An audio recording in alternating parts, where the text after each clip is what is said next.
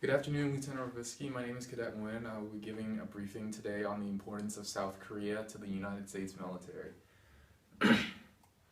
During my briefing today, I will go over 3 key points: the history of South Korea, the relationship between the United States and South Korea, and the current situation in Asia.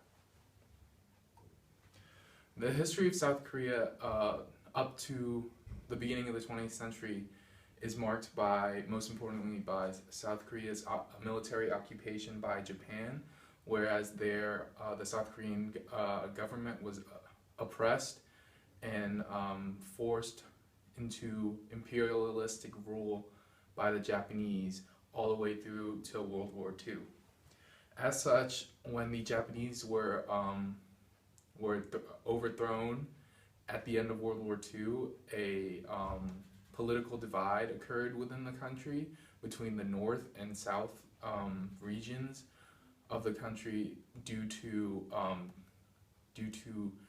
communist influences in the north and democratic American influences in the south. As such, that the influence of that conflict still remains today and is a big part of South Korean history. And as such, part of the reason why South Korea is so important to the U.S. is because of that history and because of that current conflict, which I will talk about later on. So as of right now, the leader of South Korea is President Park Geun-hye, the first South Korean president who is a woman, which I thought is also very interesting about South Korea. So that was the history of South Korea. Now I'm going to talk about the relationship between the United States and South Korea. Currently, after World War II, the U.S. did not occupy South Korea like it did the country of Japan, because South Korea was not a direct ally of the Axis. But instead, the U.S. did instigate and employ a democratic republic political system within the southern region of the Korean Peninsula, which we now call, which is now South Korea. So as such, there's a strong relationship between the U.S. and South Korea, because the U.S. brought democracy and capitalism and all those benefits to South Korea. So the CIA, I believe, put Syngman Rhee, South Korea's very first president, into power and helped him reform the country and maintain the political process, which has gone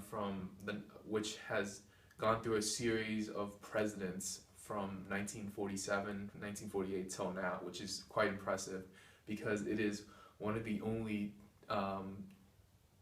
the best and longest running democracies in the Asian region. Also, we have the U.S. military has currently 28,000 troops stationed in South Korea. So I think, other than the technological, political, and economic relationship between South Korea and the U.S., there's also a very strong military relationship due to the fact that it's a hot spot. So that's going to be the next point I'm talking about, which is the current situation in Asia and how South Korea plays into that situation. With China being a very strong power player in the region, the U.S. needs a strong strategic country by which to sort of be able to control its interests in the region. I think that South Korea will play an important role in that discussion due to its key geographical and political situation on the Korean Peninsula. It's a strong democracy. There's not a lot of corruption or unfair voting. The president serves a term, and then another one is elected, so then the people's voice is really heard, unlike some other forms of democracy.